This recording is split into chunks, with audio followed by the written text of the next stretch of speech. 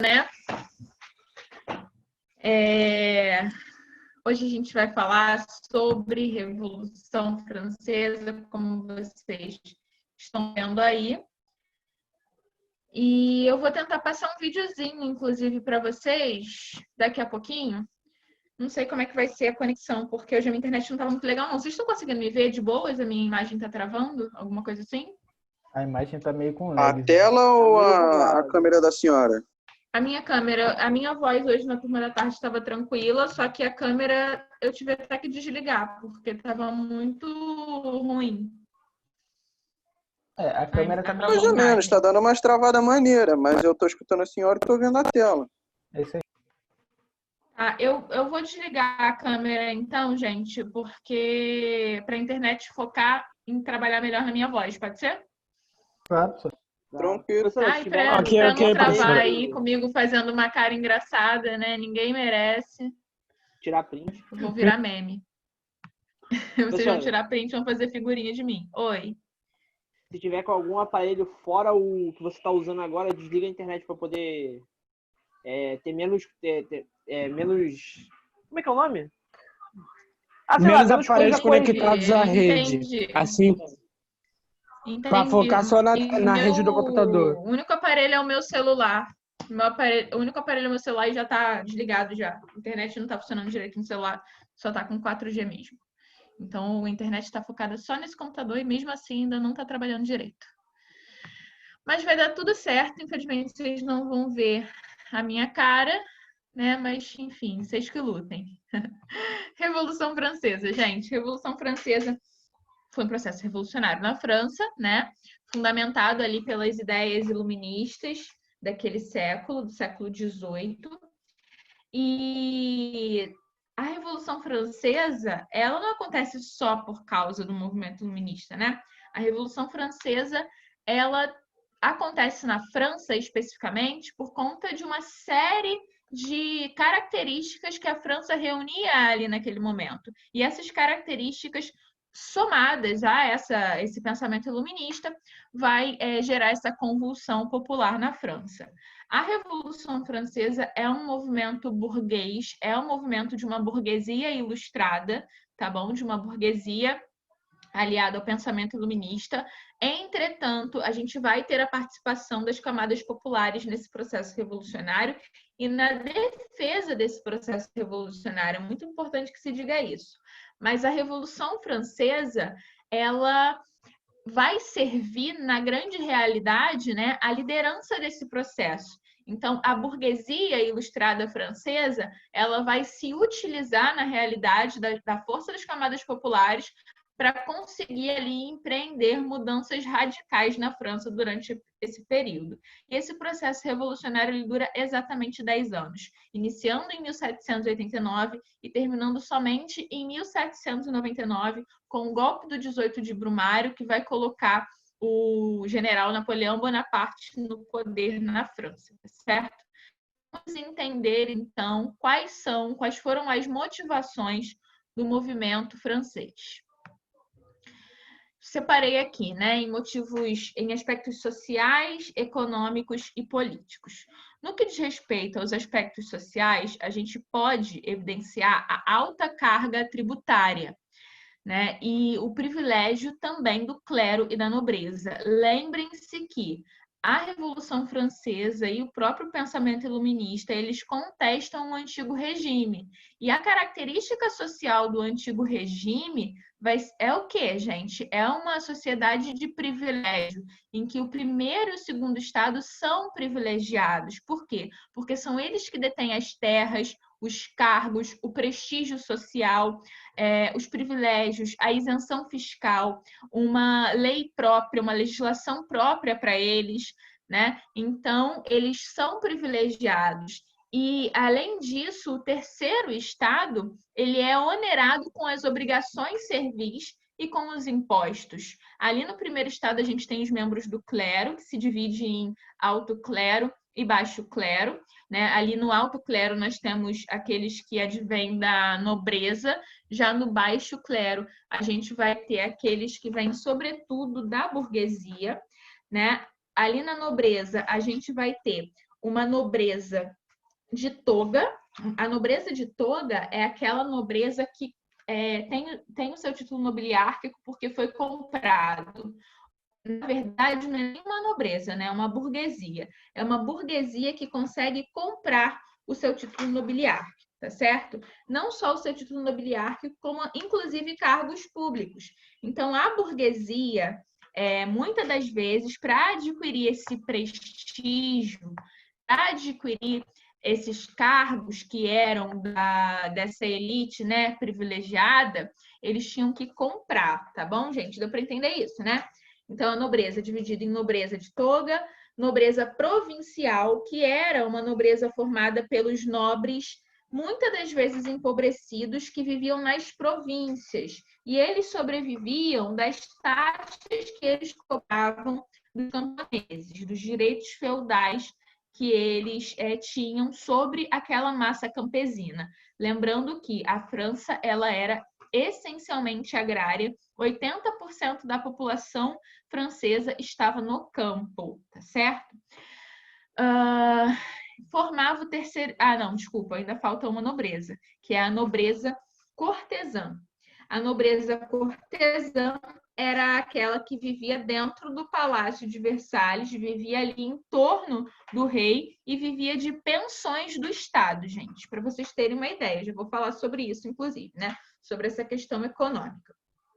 Formava o terceiro estado, a burguesia, os camponeses e também os sans-culottes. Os sans-culottes, eles eram os trabalhadores urbanos, eles eram uma tímida massa operária surgindo ali nos centros urbanos da França, tá bom?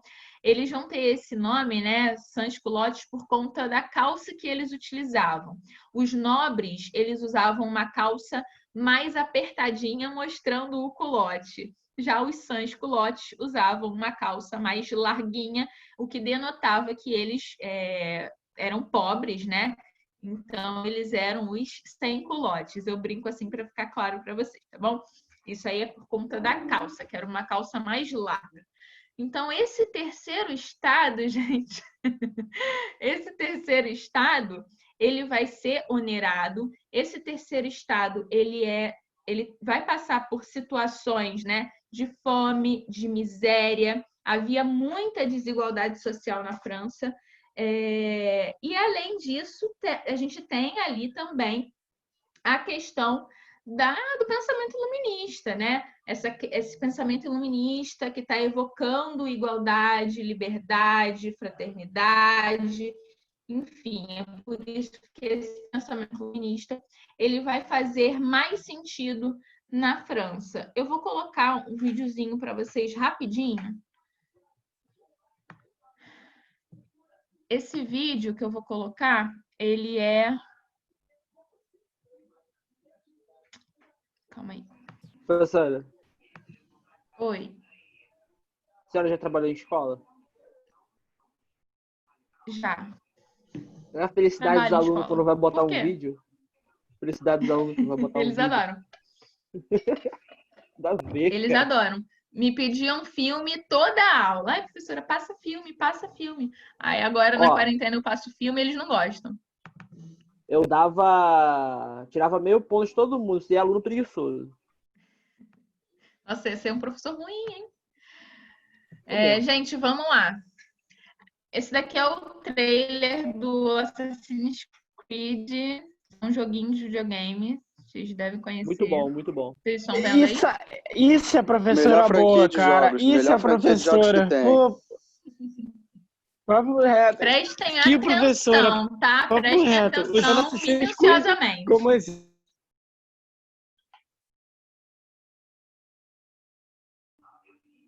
E olha lá o símbolo da bandeira da Revolução Francesa.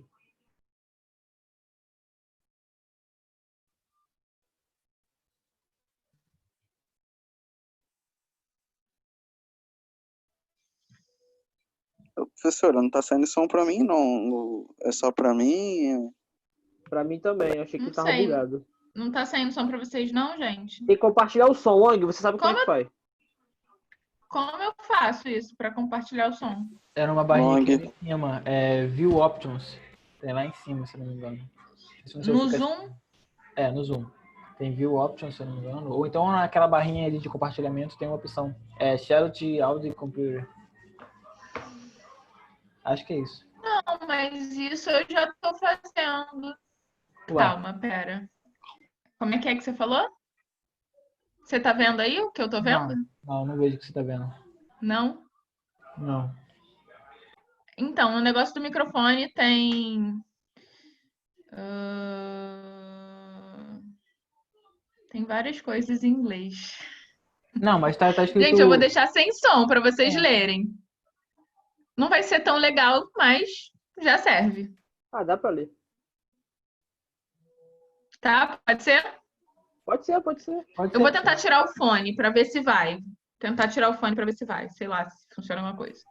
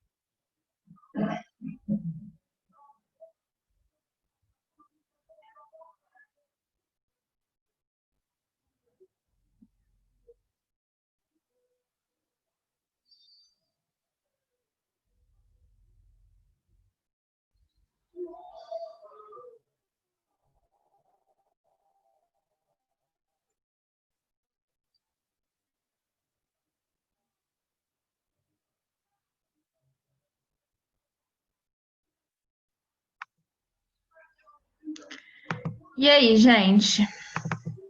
O que vocês conseguiram perceber? Que confuso. Essa aula foi muito boa, papo reto. Muito sangue, muito bom.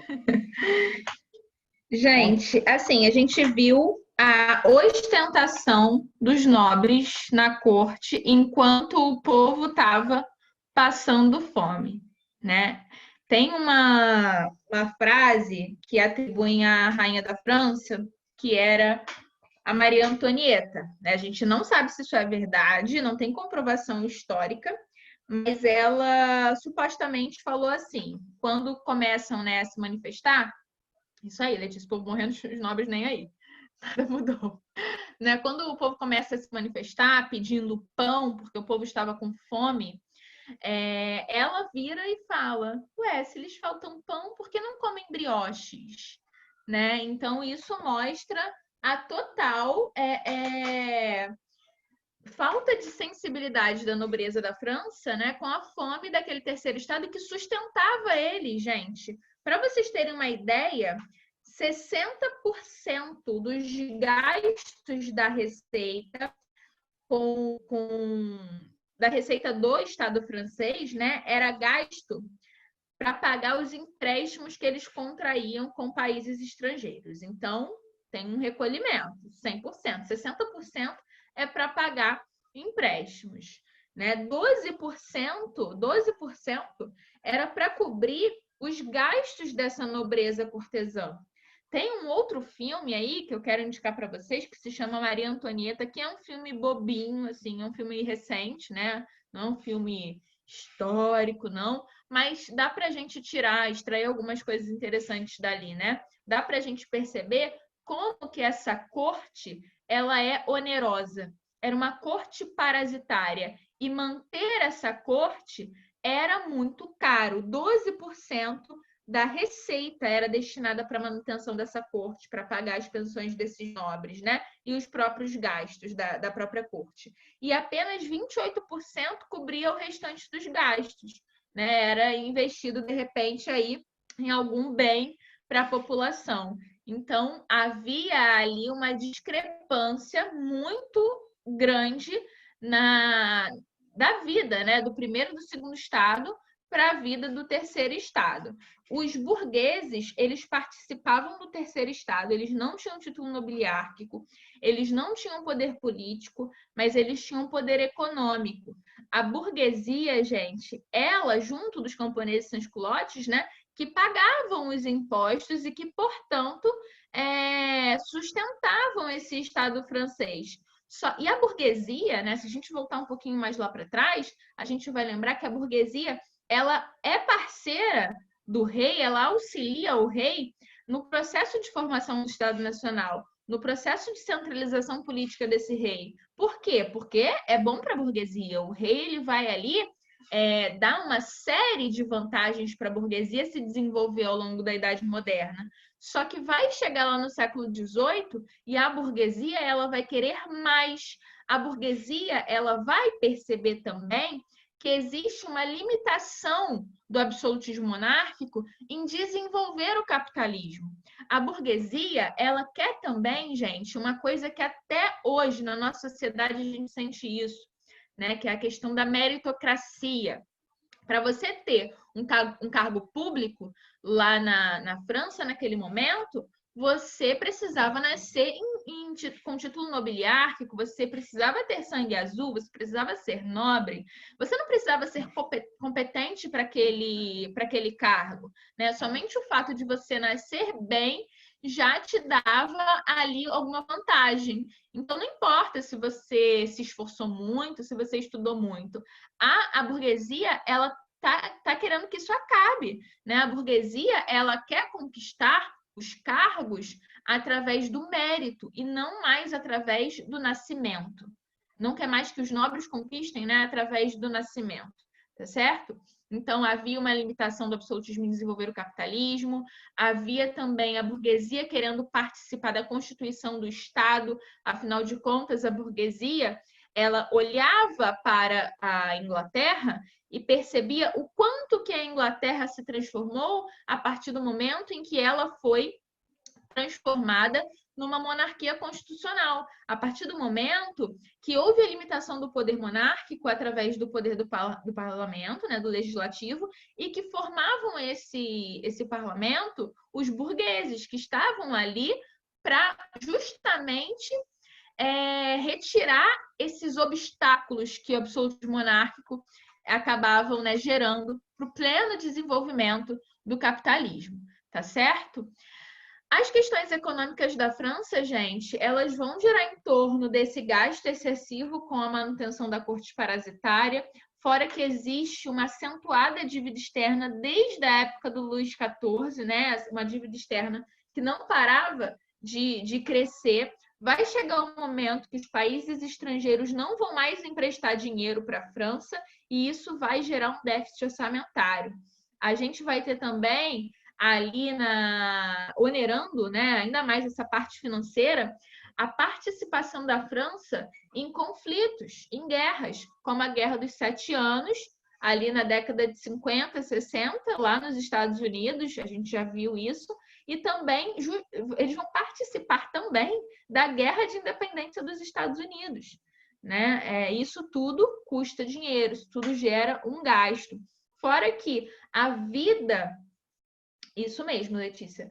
Fora que a vida dos camponeses vai ficar um pouquinho pior por conta de alterações climáticas. Alterações climáticas essas que vão fazer com que as colheitas elas não vinguem e isso aumenta o preço do produto e dificulta o acesso dos trabalhadores à alimentação básica. Então, a gente vai ter um cenário de fome e miséria generalizada. E por esses motivos é que a França foi o cenário ideal para se desenvolver ali a Revolução Francesa, uma revolução pautada pelos ideais iluministas. Temos alguma dúvida?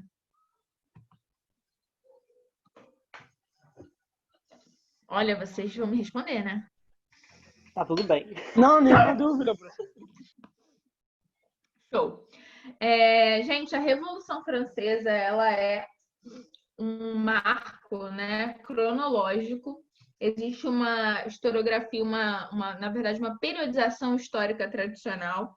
E a Revolução Francesa ela marca o fim da Era Moderna e o início da Era Contemporânea, porque com a Revolução Francesa as coisas vão se transformar. Né? Hoje, no século XXI, nós estamos dentro da Era Contemporânea e nós usufruímos de coisas que vieram da Revolução Francesa e do pensamento iluminista e também da Revolução Industrial. Tá? O capitalismo, a gente vive o capitalismo... Oi.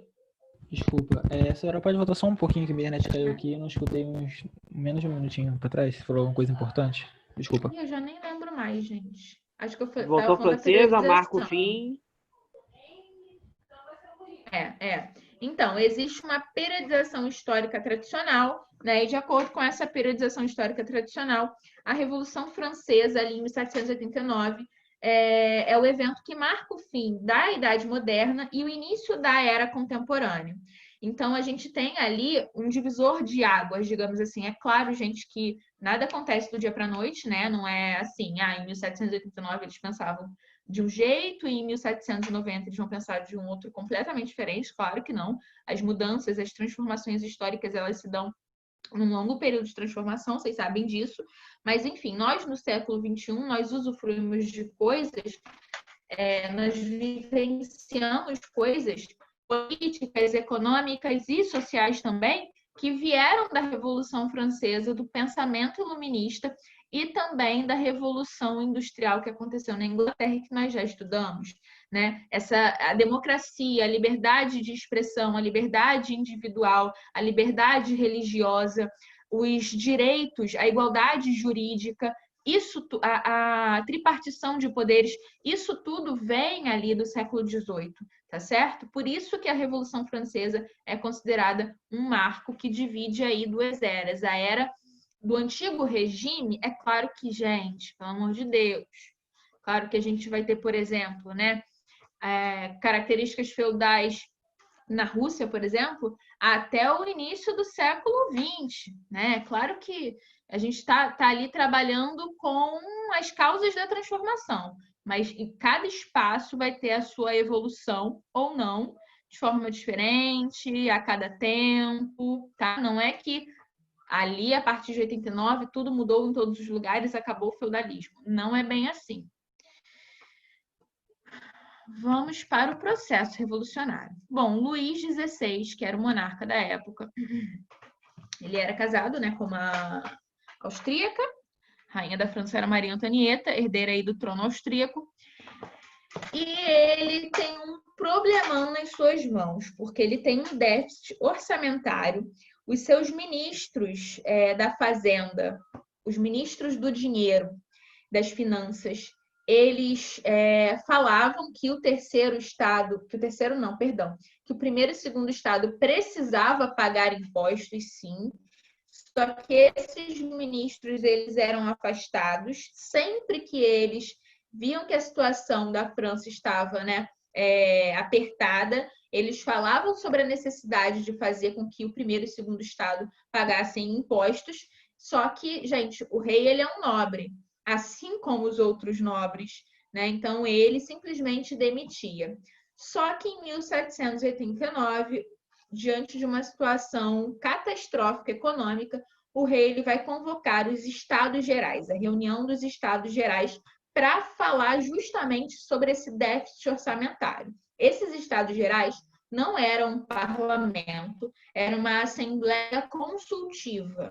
O rei ele consultava os demais estados. Se ele seguia ou não, era com ele, afinal de contas, ele era um rei absolutista. Esses Estados Gerais, por exemplo, não se reunia há mais de 100 anos, há quase 200 anos, na verdade. Então, assim, não era um parlamento, não tinha esse propósito de limitar o poder do rei, tá bom? Então, quais são as propostas, né? O primeiro e o segundo estado, obviamente, que eles vão propor cobrar mais impostos do terceiro estado. E o terceiro estado, por sua vez, ele vai propor retirar a isenção fiscal dos primeiros estados, fazê-los, né, começar a pagar essa continha aí, que também é deles. Só que a votação era por ordem social. Então, cada ordem social tinha um voto, não era por cabeça. Se fosse por cabeça, os membros do terceiro estado iriam vencer. Mas como era por ordem social, era o primeiro estado um voto, segundo estado outro voto, terceiro estado outro voto. E eu não preciso dizer para vocês, né, que o primeiro e o segundo estado sempre votavam juntos. Diante disso, o terceiro estado vai ficar insatisfeito, vai se retirar da reunião dos Estados Gerais e vai se colocar em Assembleia Nacional Constituinte. Eles vão se retirar, vão se reunir numa sala lá dentro do Palácio de Versalhes, que é uma sala de jogos, e ali eles vão instaurar a Assembleia Nacional Constituinte, gente. Qual é o objetivo de uma Assembleia Nacional Constituinte? Elaborar uma Constituição. Então, ali, eles estão falando para o rei que eles querem, na realidade, um poder limitado para esse rei. O rei não vai gostar, o rei vai enviar tropas para desmobilizar essa Assembleia Nacional, obviamente, só que lá fora do Palácio de Versalhes, né, no resto da França, vai começar uma mobilização popular para garantir que o rei não tocasse na Assembleia Nacional Constituinte. E aí se tem início, né, as fases do processo revolucionário. Como eu falei, é um processo revolucionário bem grandão, são 10 anos de Revolução Francesa. A primeira fase é a fase da Assembleia Nacional Constituinte, gente. Nessa fase de Assembleia Nacional Constituinte, como eu falei, né, esses deputados do terceiro estado, que são formados basicamente por burgueses, tá bom? E a burguesia, ela também se distingue. Não existe uma burguesia só, existem burgueses com seus próprios interesses, existe uma alta burguesia, uma média burguesia e uma baixa burguesia, né? A pequena, no caso, né? A pequena burguesia ela era formada por pequenos comerciantes e artesãos. A média burguesia ela era formada por profissionais liberais, por médicos, advogados, professores. Já a alta burguesia era formada por grandes empresários, por grandes comerciantes, por banqueiros também, né? Então, essa burguesia, ela também se distinguia. Então, é uma burguesia que está ali em Assembleia Nacional Constituinte, só que essa Assembleia Nacional Constituinte, ela está sendo garantida por conta de insurgências populares fora do Palácio de Versalhes. Então, a gente vai ter, por exemplo, né, a queda da Bastilha, gente. A Bastilha, ela era uma prisão para presos políticos, para pessoas que se oposicionavam à monarquia e ao Luís XVI. Era ali que ele jogava os seus opositores. Então, a população ela vai invadir a Bastilha, vai derrubar a Bastilha, libertar os presos políticos e também vão se armar com as armas que estavam ali dentro da Bastilha. No campo, a gente vai ter uma sublevação camponesa, né? Os camponeses eles vão começar a matar os seus senhores. A nobreza provincial vai ser assassinada, os castelos vão ser queimados, essa nobreza vai ser torturada também, né? E isso vai gerar um episódio de grande medo que vai acabar gerando uma saída em massa de nobres da França. Eles vão emigrar da França e vão para outras regiões, né? Oi. O marco inicial da Revolução foi a queda da Bastilha? Não, é o que a gente usa hoje, né? A gente comemora a Revolução Francesa no dia 14 de julho. É 14, eu acho. 14 de julho. Que é justamente a queda da Bastilha, como se fosse, né, o episódio inicial, mas não foi. A gente está vendo aí que não foi, que antes da queda da Bastilha houve ali, né, a retirada dos deputados e a formação da Assembleia Nacional Constituinte, tá bom?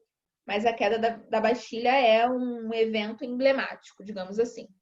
Sim. Professora, Então, esses nobres... Oi. o que seria, tipo, uma monarquia liberal? Seria a monarquia parlamentarista.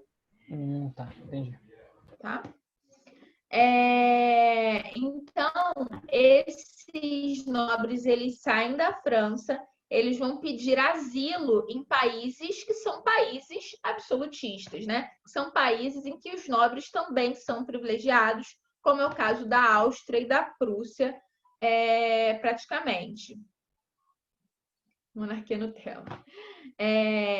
Então, olha só como é que essa Assembleia Nacional Constituinte, ela é revolucionária, sim, mas ela tem as suas limitações, né? A burguesia que está lá dentro da Assembleia Nacional Constituinte, ela acaba ficando meio preocupada com essa sublevação dos camponeses, né? Com essa radicalização das camadas populares do lado de fora.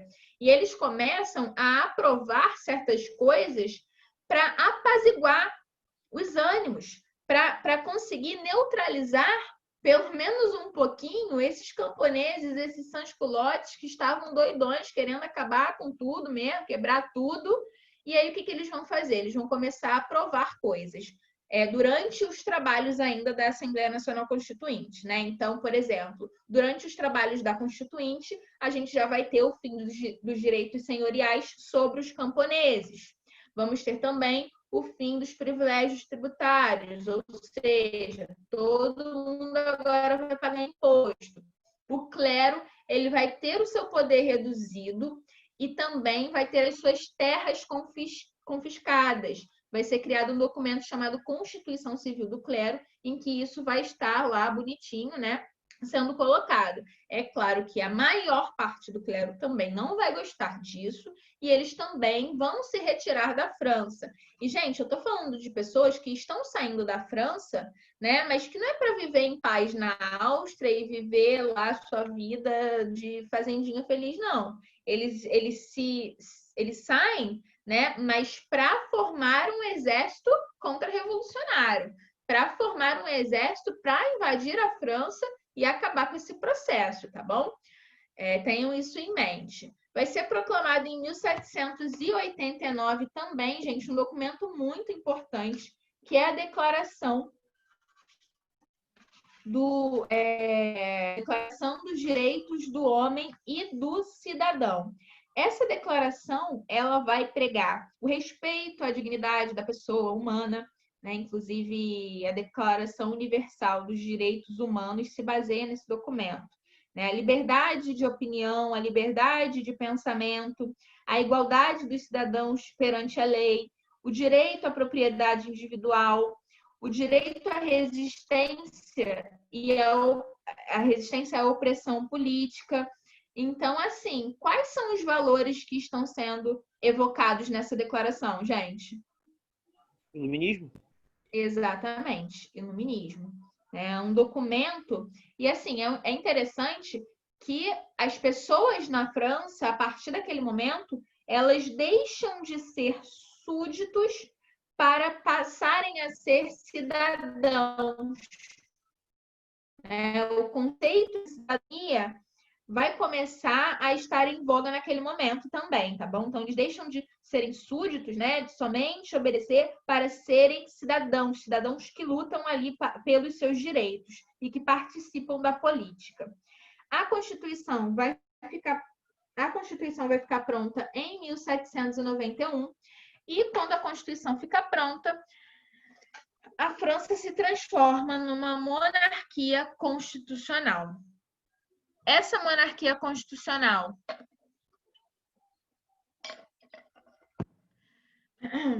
politicamente falando, né? Nessa monarquia constitucional, a gente vai ter uma divisão dos três poderes, a gente vai ter o voto censitário, ou seja, gente, só quem vai poder votar vão ser os cidadãos ativos, que eram aqueles que tinham uma determinada renda, né? Uma renda alta para poder ter o direito ao voto. Então, mais uma vez, a gente tem aí escancarado na nossa cara um fato, que o processo revolucionário francês, ele é um processo que tem uma limitação. Ele não é um processo para as camadas populares, embora as camadas populares garantam a própria continuidade desse processo. É um pouco confuso, mas eu acho que ficou claro, ou não, gente? Vocês conseguem entender que ao mesmo tempo que as camadas populares participam...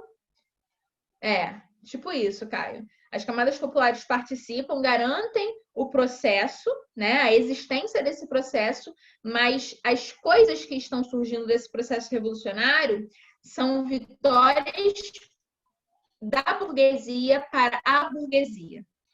Agora, quem é que está podendo participar da política? A burguesia, porque o voto é censitário. Diga. Então é como se a burguesia tivesse deixado isso acontecer para no final fazer que fez e não fez nada, na verdade? Só ter uma forma de acalmar a população? Não entendi. Tipo, porque acabou que no final das contas a burguesia continuou mandando, certo? Continua não, passa a mandar. Então, passa a mandar. Perfeito. Então, isso tudo aconteceu... Não, peraí, passa a mandar. Passa a mandar, porque antes a burguesia ela não tinha participação política. Desculpa, falei besteira. Antes só quem tinha participação política eram os nobres. Exato, desculpa, falei besteira. Professor, Tranquilo. Oi. A nobreza de toga, ela se enquadra em qual posição? Apoiador do rei ou apoiador da revolução? Então, apoiador da revolução. Por quê? Porque o nobre de toga, ele também, tudo bem, ele comprou o seu título nobiliárquico, ele comprou o seu cargo, né? Só que ele ainda é mal visto pela nobreza. Então, ele ia pro rolê da nobreza e aí ele não era incluído no grupinho, entendeu? Ele era meio discriminado. Entendi. Entendeu? Tipo, quem estava no poder era a nobreza. Quando, Ian? Em qual momento? Depende do momento. Eu comentei isso na hora que o Long tava com a dúvida dele. Tá. Só veio agora pra mim. Eu tinha trocado a ordem, você falou. Então, a Brenda tá perguntando, melhorou alguma coisa para a camada popular? Até vai melhorar na fase da ditadura jacobina, só que melhora, mas piora, a gente vai ver. Mas tem, inclusive, uma revolta camponesa, né, que acontece durante os jacobinos, que demonstra que os camponeses eles não estão tendo nenhuma melhoria não. Né? Os camponeses eles ainda estão passando perrengue, tanto que eles se revoltam. Estão sendo liderados por monarquistas e pela igreja, sim, mas eles se levantam ali contra o próprio processo revolucionário. Tá bom, Brenda? Te respondi? Bom, então, vamos ter, né, igualdade jurídica, vamos ter liberdade econômica com proibição de greves, tá bom? Isso daí é tudo que o burguês quer, né, gente? Liberdade econômica, liberdade de produzir coisas, de vender coisas, sem a interferência do Estado, obviamente, com proibição de greves. Ou seja, os trabalhadores urbanos, os sans-culottes, não podem se rebelar caso sejam oprimidos. Foi a Revolução, sim, Letícia, que surgiu essa definição de direita e esquerda. Também vou falar disso já já. E também vamos ter aí, no que diz respeito à religião, a liberdade de crença. Você pode ser aí o que você quiser, sem problema nenhum. Entretanto, nós vamos ter o crescimento das forças contra-revolucionárias externas. Tem aquela galerinha que saiu do país e foi para outros países pedir asilo. Eles estão doidos para acabar com essa revolução. Tem os próprios países absolutistas do entorno, né? Lembrando, Maria Antonieta, ela era uma princesa austríaca. É claro que a Áustria quer interferir. A Prússia também. É claro que aqueles países que são países absolutistas, eles não querem que a Revolução Francesa permaneça, porque se a Revolução Francesa resolver passear no país deles, né, é a monarquia absolutista deles próprios que vai ficar abalada. Então, a gente vai perceber um crescimento dessas forças contra-revolucionárias. O rei e a rainha, eles vão também conspirar contra a revolução. Antes, inclusive, da Constituição ficar pronta, o rei ele tenta fugir da França. Ele, a rainha e os seus filhos, eles se disfarçam de empregados, né, para tentar fugir. Só que na fronteira com a Áustria, eles são pegos no pulo e o rei vai ser preso. Então, o rei ele está conspirando contra a revolução, porque essa revolução, gente, percebam, é uma revolução que está instalando uma monarquia constitucional. Então, o cara, ele ainda vai poder ser um monarca, né? Eles querem apenas limitar o poder desse monarca, porque eles têm os seus próprios interesses. Mas o Luís XVI, ele não está interessado em ser um monarca com poderes limitados. Ele quer dar continuidade ao seu absolutismo.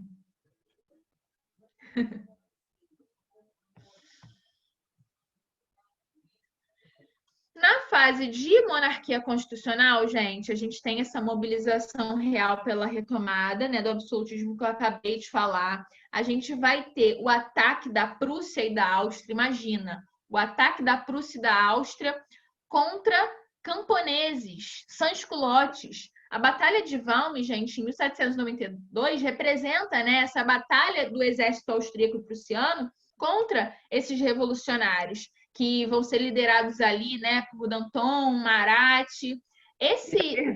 Assim, o exército prussiano e austríaco perdeu, né?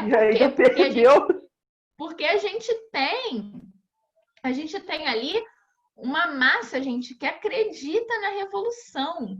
Vocês têm noção que eles passam assim a madrugada fabricando os seus próprios armamentos? A gente viu isso no vídeo, né? Isso no videozinho tem eles indo para cima do exército prussiano e austríaco com parafernálias utilizadas na agricultura, com aquele garfo de agricultura, né? Então, é uma massa popular que está ali defendendo o seu processo revolucionário, beleza? A gente vai ter a radicalização desse movimento, isso mesmo, Letícia. A gente vai ter a radicalização desse movimento e os jacobinos, eles vão proclamar a república. E aí vem a fase de república e convenção nacional. Nessa fase de república, a gente vai ter a distinção ali de 3 grupos políticos. Os girondinos, formados pela alta burguesia, o pântano ou planície, que não estavam muito bem definidos politicamente, né? E os jacobinos, que eram representados ali pela média e baixa burguesia e junto aos sans-culottes, aqueles trabalhadores urbanos. Os jacobinos, gente... Eita! Esses grupos políticos, né? Girondinos, pântanos, jacobinos... A origem do termo esquerda, direita e centro vem justamente dali, da Revolução Francesa. Por quê? Porque na Convenção Nacional, a Convenção Nacional era como se fosse o parlamento, tá? Na Convenção Nacional, os jacobinos, eles ficavam à esquerda da presidência, os girondinos ficavam à direita da presidência, e já o pântano, a planície, ficava no centro. E o pântano, a planície, eles jogavam, né, com quem eles tinham ali maior afinidade em determinado ponto.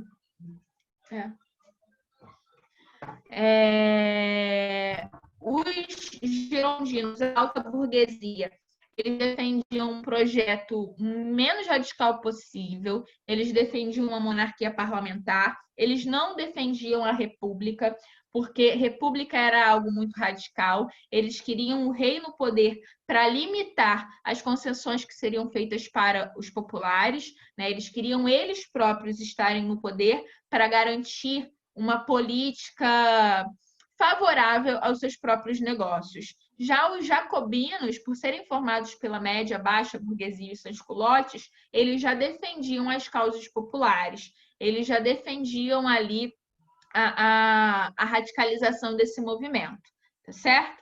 Por isso que temos aí esses termos direita, esquerda e centro, professor, hoje em dia. Oi? Pode repetir isso, essa característica sobre os girondinos e os jacobinos? Sim. Os girondinos, eles defendem uma monarquia parlamentarista, uma monarquia constitucional, né? Porque essa monarquia, ela iria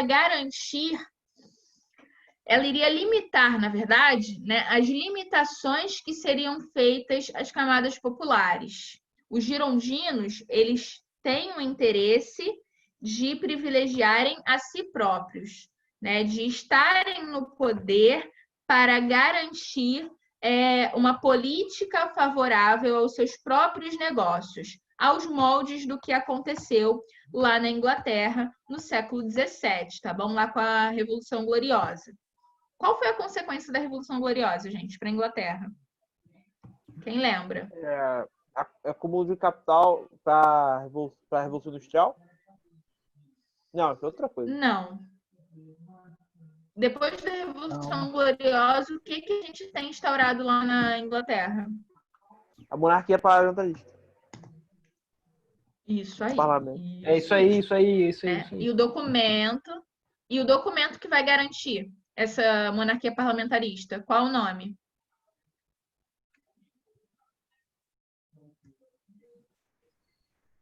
Putz, não me lembro, era a Constituição. Declaração de Direitos, tá? Declaração de Direitos. Declaração de Direitos que o parlamento faz o Guilherme III, né?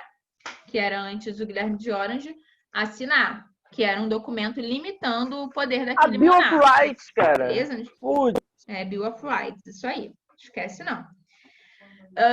Onde é que eu tava? Tá, então os girondinos, eles defendem, né, suas próprias causas, seus próprios privilégios. Já os jacobinos, por serem formados por setores mais baixos mesmo da hierarquia social, eles defendem as causas populares. Certo? Professora, então os jacobinos defendem uma república? A gente vai ter. Sim, com certeza. Eles proclamaram a república. Tá certo.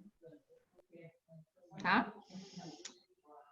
Gente, isso, assim, lembra, inclusive, né, o nosso processo de independência. Porque quando foi proclamada a nossa independência, em 1822, acho que eu falei isso na semana passada com vocês. A nossa independência foi fruto de um arranjo político, certo? E a nossa independência na América, ela é muito peculiar. Porque depois de proclamada a independência, qual é o regime instaurado no Brasil, gente? Pode repetir, professora? Tu contou um pouco. Monarquia. O regime instaurado no Brasil após a independência é uma monarquia, né? Diferente do que aconteceu nos outros países da América que instauraram repúblicas. E por quê? Porque o nosso processo ele foi elitista.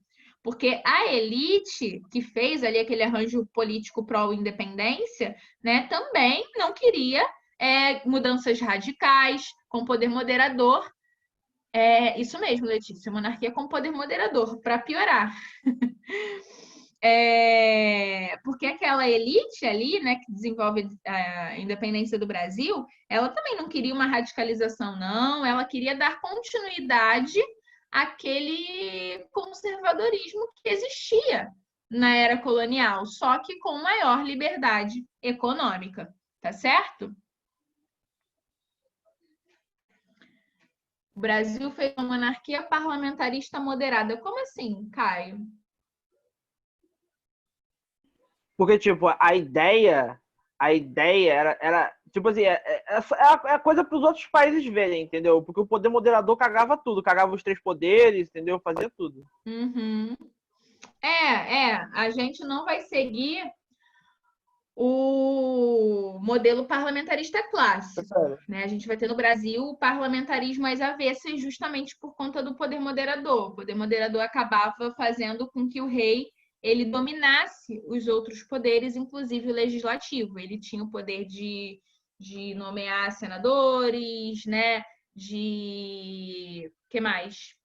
Nomear ministros do judiciário, seus próprios ministros do executivo, enfim. Então, o próprio presidente, né, do parlamento, do conselho de ministros, também vai ser nomeado pelo rei. Então, por isso que a gente diz que é uma monarquia parlamentarista às avessas, porque não seguiu o modelo clássico, que seria o modelo britânico, em que o parlamento ele exerce, de fato, né, um poder. O rei ele não governa. O rei ele seria o chefe de Estado, mas não é o chefe de governo. Não foi o que aconteceu no Brasil. Tá? Mas só dei esse exemplo mesmo para vocês conseguirem perceber que ali os girondinos, eles são da elite, eles são da alta burguesia.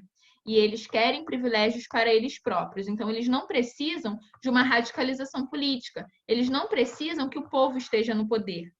Nada disso, eles não defendem isso. Sim, assim como o processo de abolição, aquelas leis abolicionistas, né, são leis para inglês ver, para a gente fingir que a gente estava acabando com alguma coisa em termos de escravidão no Brasil, mas na realidade estava acabando com nada, né?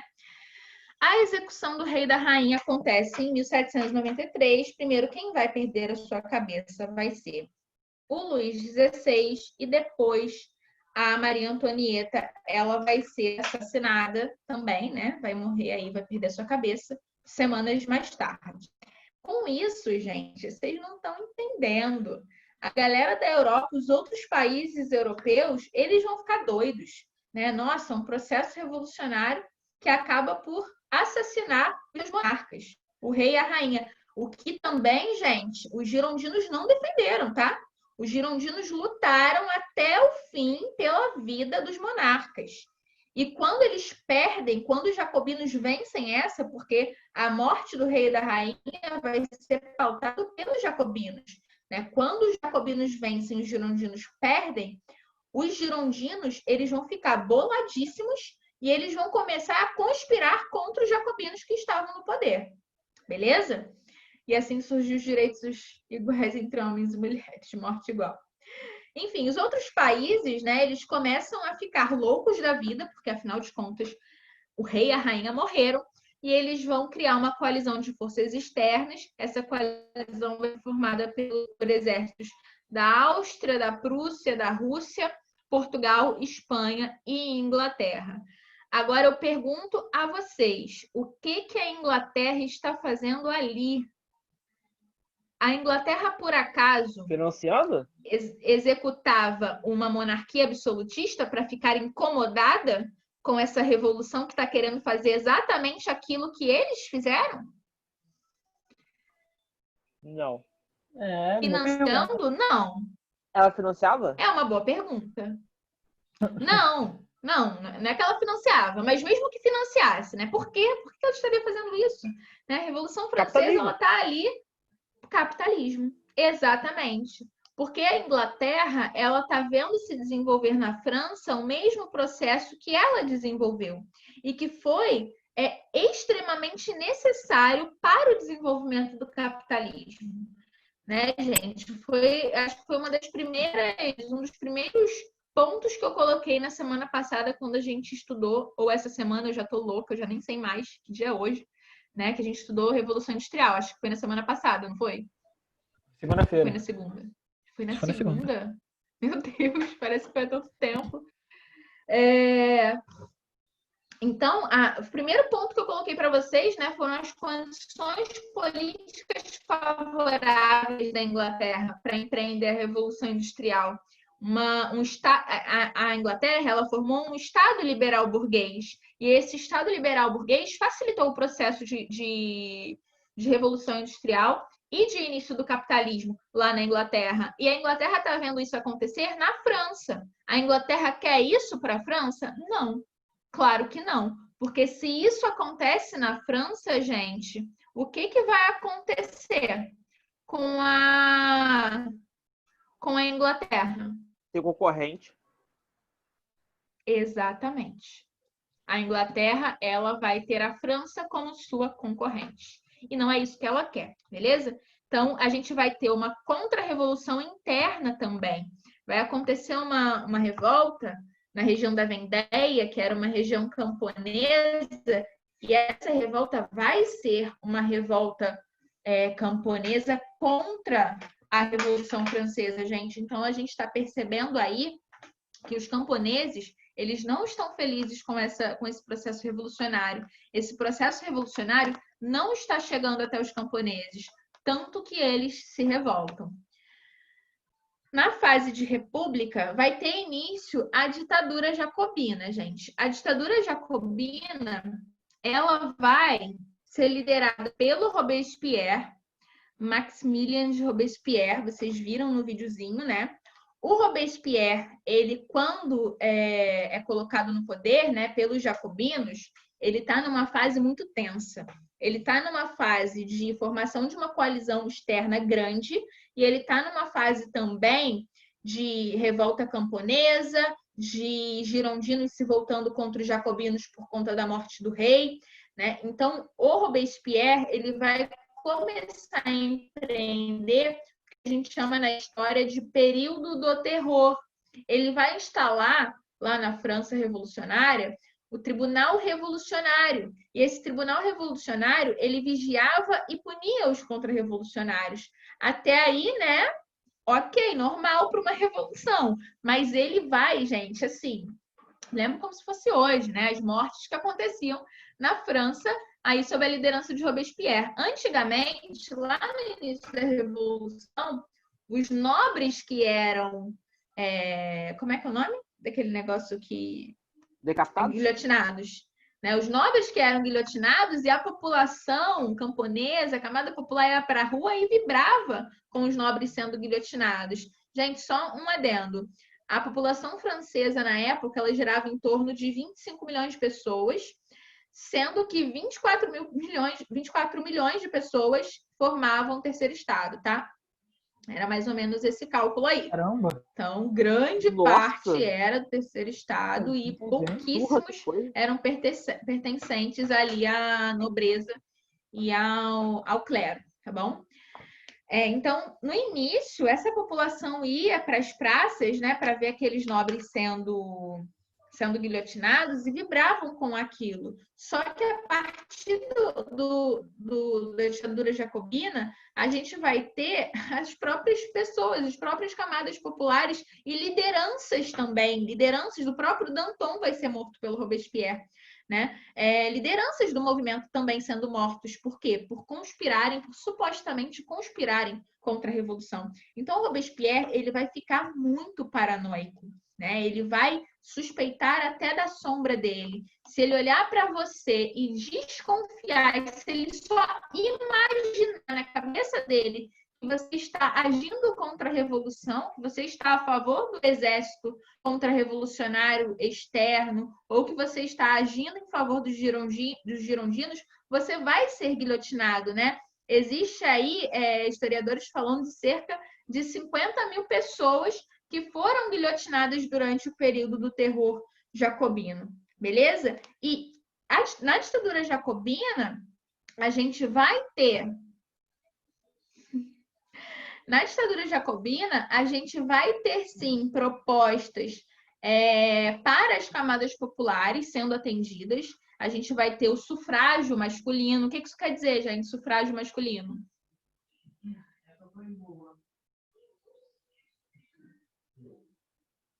Não sei. Total, Ian. Adorei essa comparação. Vou usar nas minhas aulas. Rainha. Nossa, velho. Será que tem uma coisa a ver com voto? Com certeza. Com certeza, gente. Antes da ditadura jacobina, a gente tinha a Constituição lá de 1791, certo? Como é que era o voto nessa Constituição? O voto, ele era censitário, né? Não, muito bem, eu já estava aqui pronta para agredir vocês virtualmente, né? Voto censitário. Voto censitário. Somente a burguesia podia ter participação política. Beleza. Quando os jacobinos são colocados no poder, a gente vai ter o quê? O sufrágio masculino. Todos os homens vão poder votar, independente da sua renda. Tá certo? E isso é legal, é bacana.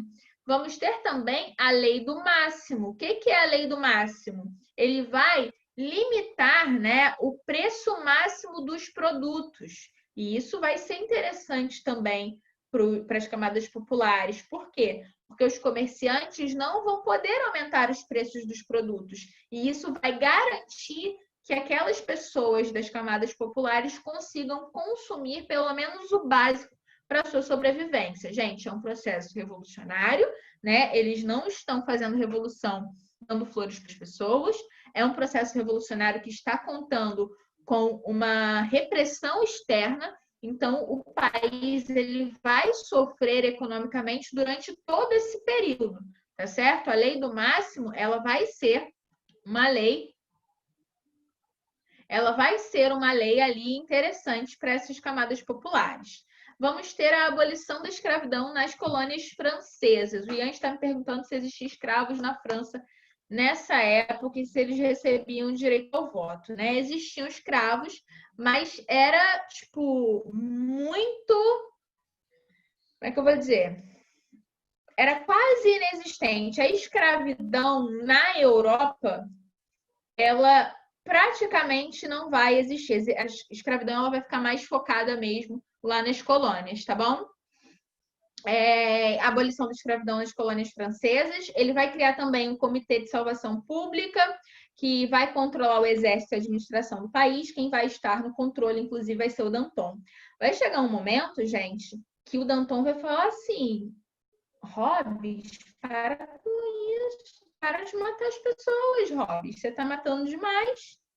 Né? E morreu. Chega, você está ficando impopular. E morreu.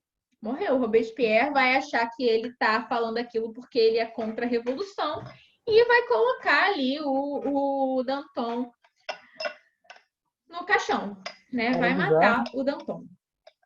Pois é. Em 1793, gente, vai vir uma nova Constituição, tá bom? Pregando ali o voto universal masculino, como eu falei, colocando ali também o direito de rebelião, de trabalho, de subsistência. Olha que bonitinho. Finalidade do governo é o bem comum e a felicidade de todos. Isso vai estar lá dentro da Constituição de 1793 e vai definir um novo calendário. E esse novo calendário, gente, ele vai ter início, né? O ano 1 é o ano de início da República. que aconteceu em 1792.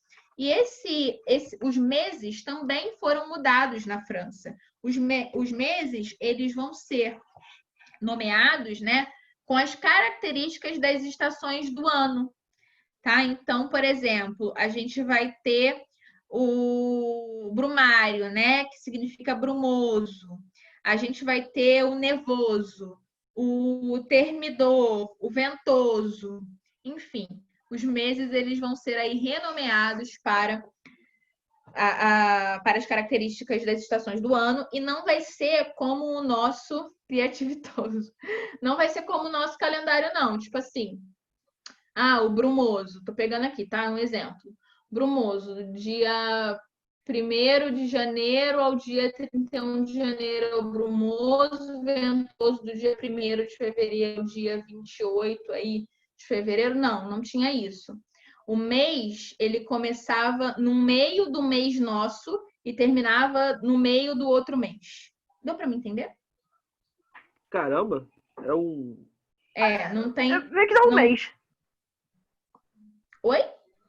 Dava um mês, não dava? Dá um mês, professora. Sim, mas Mas não é um mês e meio.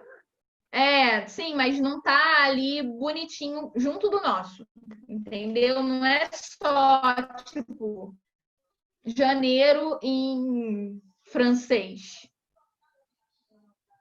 Não está substituindo janeiro. Não está substituindo janeiro, ou fevereiro, ou março, nada disso. É um mês novo, um mês criado do zero, tá bom? Para que mudar os meses? Por uma questão de mudança cultural, né? Que a ditadura quer também empregar. Bom, o governo do Robespierre, vocês estão vendo, é um governo extremamente impopular. É um governo que tinha tudo para agradar a população, mas não agrada. A população, ela se afasta dos jacobinos. Os jacobinos, eles vão ficar isolados politicamente, né? Os girondinos já não gostavam muito deles, já conspiravam contra eles. Eles só tinham mesmo a população para garantir a continuidade do seu governo.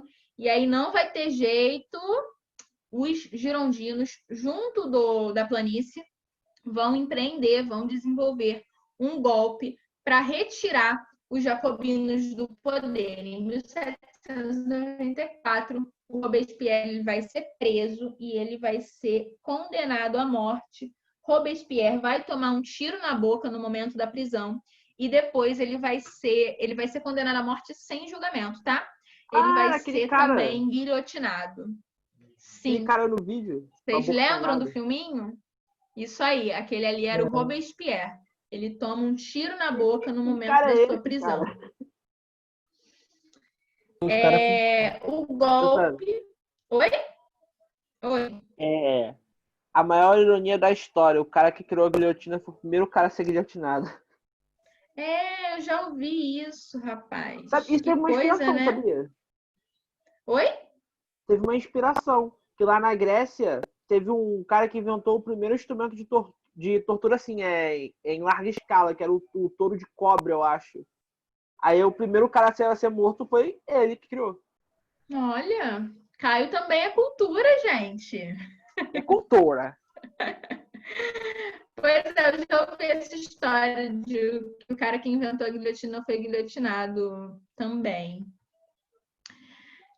Gente, o golpe, né, que acaba com a ditadura jacobina é o golpe do 9 Termidor, tá bom? Termidor é um outro mês.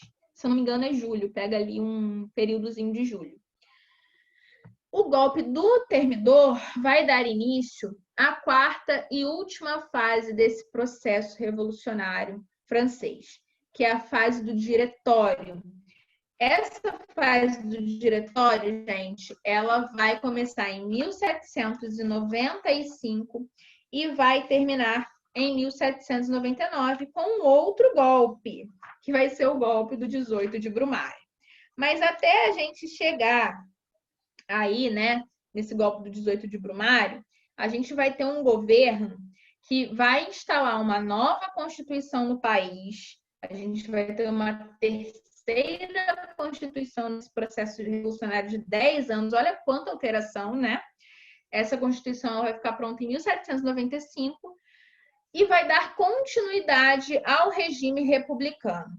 Esse governo de diretório, ele é um governo da burguesia, dos girondinos, vai ser um governo exercido pelos 5 diretores eleitos pelo legislativo.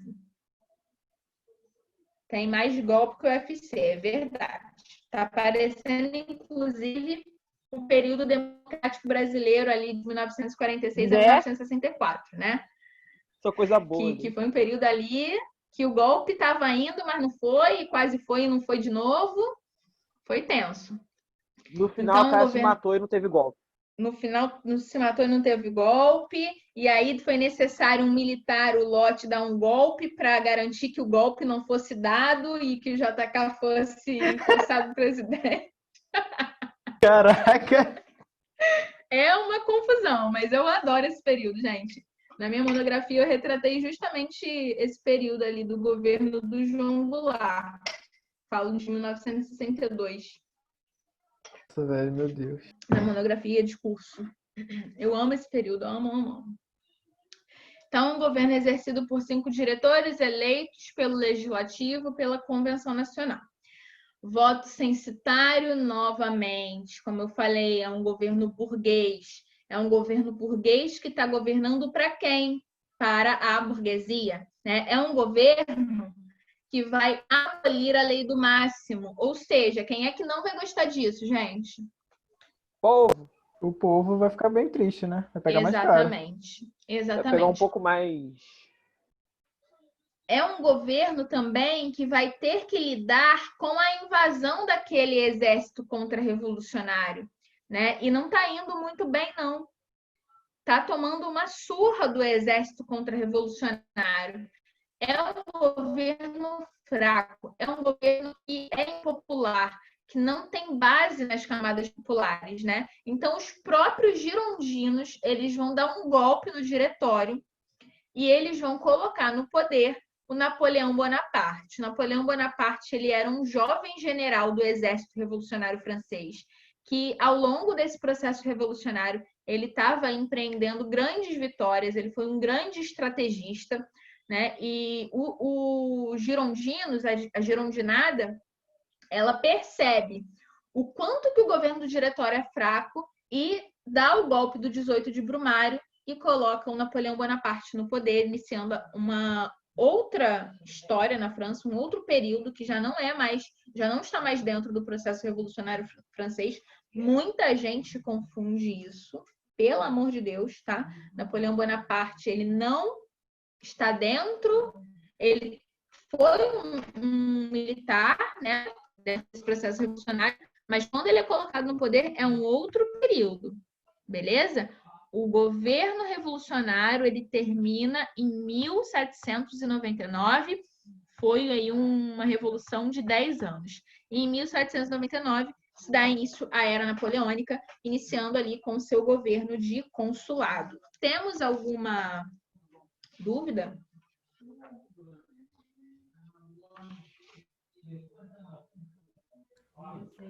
É bastante informação esse período, né?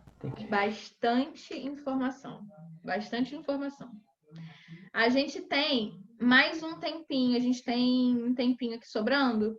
Vou colocar de novo aquele videozinho para vocês assistirem agora, sabendo todas essas informações que eu dei. Pode ser? Delícia. Beleza, vou colocar de novo. Professora. Oi. Tá ligado que essa aula não vai ser monetizada, né? Oi? Essa aula não vai ser monetizada, tá ligado? Tá bom, cara. Family friendly. Professora, nessa quarta fase agora... aí é onde o Napoleão aparece, né? Na quarta fase, na verdade, né? No final da quarta fase ele aparece. É dado um golpe que ele é colocado no poder em seguida. Tá bom? Ele tava lá no Egito, não é? Sim, ele teve uma campanha no Egito, né? Interessante. Enfim, ele foi... A gente vai conversar sobre ele na semana que vem. A gente vai falar sobre ele e, de repente, sobre o período joanino. Vou ver. Vou ver com a Érica também se vai ter atividade sobre esse período que a gente já conversou, sobre esse século XVII e XVIII. Só para confirmar, então, quando Napoleão Bonaparte efetuou o golpe, em 1799, esse fato foi conhecido como o 18 de Brumário, que iniciou a Era Napoleônica. Isso aí. O golpe orquestrado pelos girondinos e Napoleão é o golpe do 18 de Brumário. Beleza. Obrigado. Tá bom? Vou colocar aí, gente. Agora vocês têm todas as informações aí na cachola de vocês. Esse vídeo vai fazer mais sentido ainda. Vocês estão vendo, né? Sim. Show.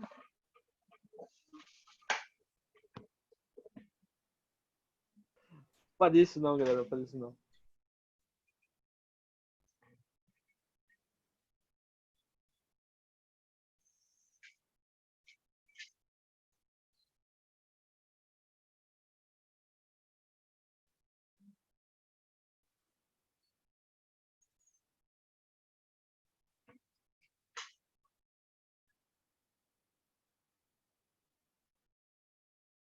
Tá sério.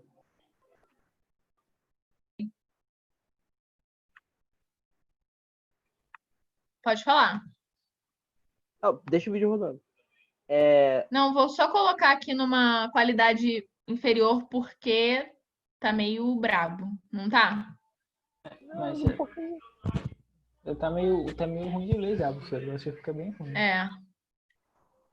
Acho que agora vai melhorar. Fala, Caio. Sabe qual era o apelido do Bonaparte?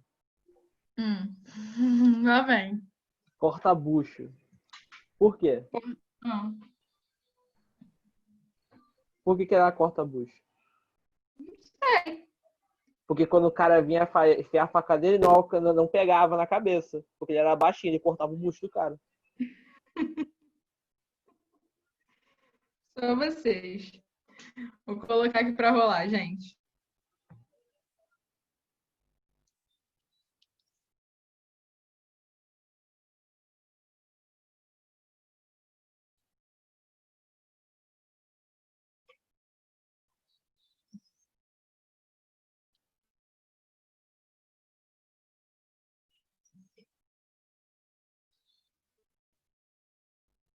Eu acho que eu adiantei muito, não foi?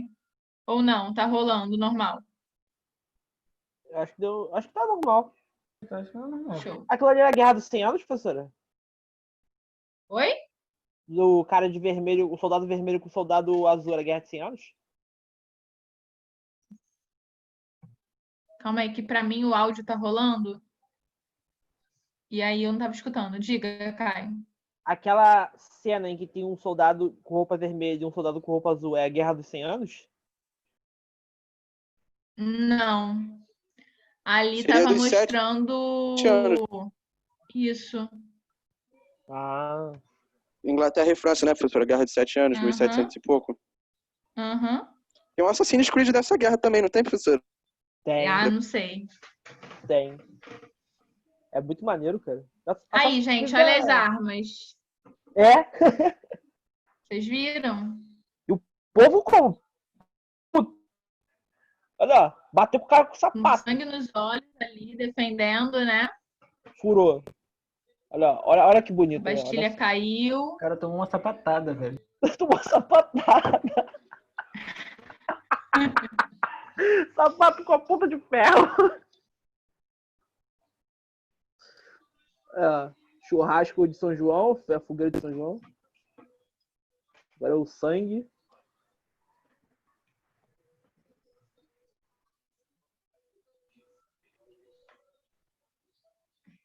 O homem ansiava pelo poder.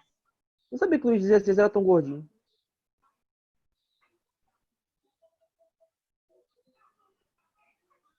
Foi o período do terror, né, professor? Ó, caraca, qualquer suspeita de contra-revolução, ele matando as pessoas. Reza a lenda que se Robespierre olhasse para a própria sombra, teriam mais 6 meses de matança. Por quê? Sei lá, isso é uma lenda. E acontecia com muita frequência.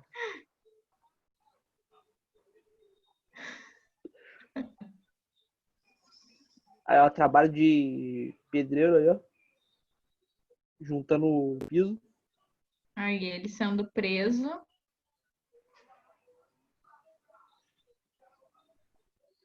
Foi preso, né? Tava fumando charuto Um tiro aí. na mandíbula.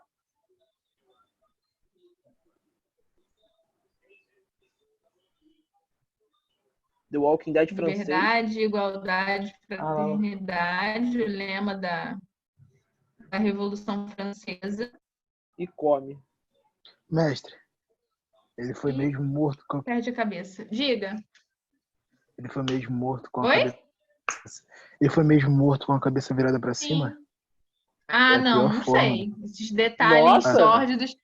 Deve ser, né, gente? Eu acho que sim, faz sentido. Eu Se acho eu quero que uma pessoa Porque é sofra, pior, né? eu vou colocar ele Pô, na que guilhotina medo. de cabeça pra cima.